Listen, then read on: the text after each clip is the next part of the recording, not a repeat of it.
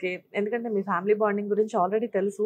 And last 2 days నుంచి నేను మీ మదర్‌తోనే టచ్‌లో ఉన్నాను. అవును. కానీ ఏంటంటే మీ మదర్‌తో నాకు ఒక ఫన్నీ ఇన్సిడెంట్ జరిగింది. చెప్పండి. నేను కాల్ చేసి ఏదో నా ఫ్లోలో నేను కొట్టేస్తున్నా. హాయ్ శ్వేత గారు, నేను శ్వేతని హిట్ టీవీ నుంచి మాట్లాడుతున్నాను. సో ఎలా ఉన్నారు అది ఇది అని మాట్లాడుతుంటే కామ్గానే ఉన్నారు. హాయ్ అన్నారు. అంతా బాగానే ఉంది. సమ్ డిస్కషన్ నడిచింది. అండ్ శ్వేత గారు నాకు మీ ఇంటర్వ్యూ కావాలి అని చెప్పేసి అంటే పాప లేదమ్మా ఇంట్లో. సీరియస్లీ ఇంతే చెప్పారు. పాప లేదమ్మా ఇంట్లో, డబ్బింగ్కి వెళ్ళింది. పాప రాగానే పాప విల్ కాల్ యూ. నేను ఒక్కసారి షాక్ అయ్యా. ఏంటి నేను ఎంతసేపు మాట్లాడింది పాపతో కాదా? మా మమ్మీ సౌండ్స్ వెరీ స్వీట్ అండి. Very very sweet. అదే చెప్తున్నాను కదా, నేను మామ్ అనుకోలేదు ఆ వాయిస్ విని. పాపే అనుకున్నా. పాప పాప పాప వద్దండి.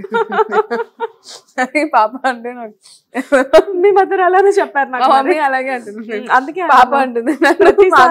మేమిద్దరం ఇంత మంచిలో ఉంటాం.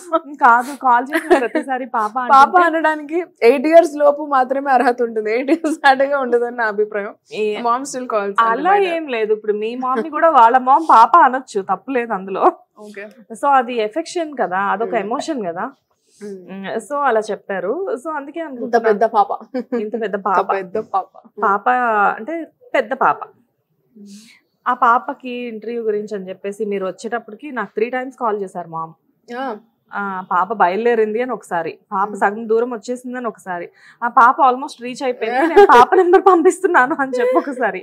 అలా 3 calls వచ్చాయి నాకు. ఐ థింక్ అంటే షీఈస్ వెరీ కేరింగ్ అనుకుంటా. చాలా చాలా కేరింగ్. ఓకే. అండ్ నాన్న మ్యాథ్స్ టీచర్ అని చెప్పారు కదా, నాన్న దగ్గర నుంచి ఎప్పుడు ఎటువంటి రిస్ట్రిక్షన్స్ లేవా? మా నాన్నకే మా నుంచి రిస్ట్రిక్షన్స్ ఉంటాయి. My dad is the most chillest dad in the world. Okay. చాలా స్వీట్, చాలా చాలా చాలా. మనం వీటితో కూడా వీటిని ఇలా తినేసేయచ్చు, ఏం పర్లేదు. మనం ఎలా తినొచ్చు, మనకు కావాల్సినట్లు మనం బ్రతకొచ్చు కదా. So he's really sweet. He's a sweet heart. He's a very very very good person. ఒకవేళ I think I'm lucky to be his daughter. I take pride in being Raju sir ki beti, and it's a pleasure to be their child. It's an honor. Wow. And me first remuneration ఎంత? First remuneration నేను చిన్నప్పటి నుంచి work చేయడం start చేశాను. I use to take tuitions and all ఇంట్లో. And అప్పుడు and స్కూల్లో కూడా గ్రీటింగ్ కార్డులు అవి వేసి డబ్బులు సంపాదించేదాన్ని. ఫ్రెండ్స్కి వాళ్ళకి డ్రాయింగ్స్ వేసి లోపల కొటేషన్ రాసి 10 రూపాయలు 20 రూపాయలు అలా సంపాదించాలి. అది కాకుండా ప్రొఫెషనల్ అంటే ఐ థింక్ ఐ స్టార్టెడ్ అప్పటి నుంచే యూఆర్ డూయింగ్. అంతే, చిన్నప్పటి నుంచే స్టార్ట్. అంటే స్కూల్లో ఉన్నప్పుడు ఫ్రెండ్స్ ఇవ్వరు కదా, మనలో మనకి ఏంటి అలా ఏముండదా? సో తీసేసుకునేవాళ్ళు. కొంచెం డబ్బుల దగ్గర గట్టిగా ఉంటారా? అప్పుడు వాళ్ళే ఇచ్చేవారు. So it was more like ఇంకొక ఫ్రెండ్ ఇంకొక చేస్తుంది. She makes all these paper crafts and all. అమ్మాయి దగ్గర మేము తీసుకునే వాళ్ళం 5 rupees 10 rupees. It's just encouraging each other to do something in life. Okay. We were very matured as kids. మేము చాలా matured.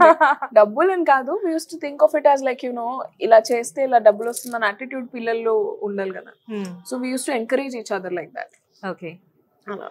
అండ్ పెయింటింగ్, మీరు ఇప్పుడు గ్రీటింగ్ కార్డ్స్ అన్నారు కాబట్టి నేను అడుగుతున్నాను. అండ్ వాట్ అబౌట్ పెయింటింగ్స్ చేస్తాను నేను. Okay. I'm an average drawing painting. కానీ ఇంట్లో I will not want to rate my self. Art has to be like something which you don't rate your self. But ఒకటి ఏంటంటే my sister is an extremely good, that's what I'm artist. తను చాలా చాలా చాలా realistic painting portraits చేస్తుంది. నేను ఏదో కట్టె తెచ్చినా I do it for my fun, but she does it for art. మీరు ఏదో చేస్తేనే పెయింటింగ్ కి చిన్నప్పుడే 20 రూపీస్ ఇచ్చేవాళ్ళు. అలా ఏదో చేస్తే. ఇప్పుడు చేస్తే ఇప్పుడు ఇది కూడా మంచి ఐడియా. Let's monetise everything. ఎందుకంటే ఎప్పుడైనా ఇలానే సరదా ఈవినింగ్ టైమ్స్ లో అట్లాగా ఎప్పుడైనా లేదు. I understood one thing is that చిన్నప్పుడు అదేదో ఒక కొత్తగా ట్రై చేద్దాం అనే ఫీలింగ్ అంతే. I only want to concentrate only on filmmaking. అది తప్ప ఇంకేం లేదు ఇప్పుడు. సో వన్స్ ఇండస్ట్రీలోకి వచ్చిన తర్వాత డబ్బింగ్ ఎప్పుడైతే స్టార్ట్ చేశారో, డబ్బింగ్ లో మీ ఫస్ట్ రెమ్యూనరేషన్ ఎంత? First remuneration was 15,000 for that movie. అంతేనా? ఓకే. మంచి రెమ్యూనరేషనే కదా. తెలీదు, అంటే ఇప్పుడు దాంతో కంపేర్ చేస్తే ఆబ్వియస్లీ డిఫరెన్స్ చాలా ఎక్కువ. ఇప్పుడు ఎంతో చెప్పండి. ఓకే. ఆ ఫస్ట్ సినిమా కాబట్టి, and also more than money I think ఆ సినిమా వల్లే నాకు ఆపర్చునిటీస్ వచ్చాయి. ఫస్ట్ సినిమాకి ఆ సినిమాలో హీరోయిన్ కి చాలా ఎక్కువ డైలాగ్స్ ఉండే కదా, బోల్డ్ అండ్ డైలాగ్స్ ఉండే. దానివల్లే నాకు పక్కన డబ్బింగ్ థియేటర్లో ఆ పక్కన ఫస్ట్ ఫిల్మ్ కి నాకు సెకండ్ ఫిల్మ్ కి పేమెంట్ లో కూడా డిఫరెన్స్ ఉంటాయి, నా థర్డ్ ఫిల్మ్ కి పేమెంట్ లో డిఫరెన్స్ ఉంటాయి. First second and third films ఒకేసారి రిలీజ్ అయ్యాయి. సో విన్నాను నేను. సో ఇట్ వాస్ లైక్ ఏమి మూవీస్ ఫస్ట్ సెకండ్ మళ్ళీ రావా, హెలో, అండ్ దాని తర్వాత ఇంకొకటి I have a photo. Which photo you have? ఒక పోస్ట్ కూడా చేశాను నేను అప్పుడు. ఒక థియేటర్ లో 3 బ్యానర్స్ ఉన్నాయి, 3 సినిమాలు, 3 నేను ఉన్నానని. Like that. స్క్రీన్ పైన హీరోయిన్స్ మాత్రమే చేంజ్ అయ్యారు, బట్ వాయిస్ మాత్రం సేమ్ ఉంది. ఎలా అనిపించింది మీకు అప్పుడు? ఆ రోజు ఇట్ వాస్ లైక్ పండగ అండి. పొద్దున్న మార్నింగ్ షోకి అప్పుడు నేను ఒకదాన్ని ఉండేదాన్ని హైదరాబాద్ లో. సో ఆ హ్యాపీనెస్ చెప్పుకోవడానికి కూడా నాకు, of course mom and dad అక్క వర్ దేర్ వర్చువల్లీ. సో నేను మార్నింగ్ షో ఒక సినిమాకి వెళ్ళా, ఆఫ్టర్నూన్ ఒక సినిమాకి వెళ్ళా, ఈవినింగ్ ఒక సినిమాకి వెళ్ళా, 3 నా సినిమాలు. ఫస్ట్ టైం మిమ్మల్ని మీరు స్క్రీన్ పైన మీ వాయిస్ ఫస్ట్ టైం నేను విన్నాను డోల్బీలో సౌండ్ ఎఫెక్ట్ లో. It felt so good. ఎలా అనిపించింది? ఇట్ ఫెల్ట్ రియలీ గుడ్ అండి. ఇట్ ఫెల్ట్ వెరీ సాటిస్ఫాక్షన్ వచ్చింది. మీకు బాగా పేరు తెచ్చిన మూవీ మళ్ళీ రావా. మళ్ళీ రావా, ఓకే. మళ్ళీ రావా వల్లే స్టార్ట్ అయింది నా కెరియర్. ఓకే. మళ్ళీ రావాతోనే మీకు అంటే లైక్ ఉప్పెనతో. మళ్ళీ రావా తర్వాత there was no looking back. First film తో ఓపెనింగ్ తో చాలా మందికి ఫస్ట్ ఫిల్మ్ అంటే సైడ్ క్యారెక్టర్స్ వచ్చి తర్వాత you get. Yes, mostly heroines కి చెప్తారు కదా మీరు? Only heroines. ఓకే.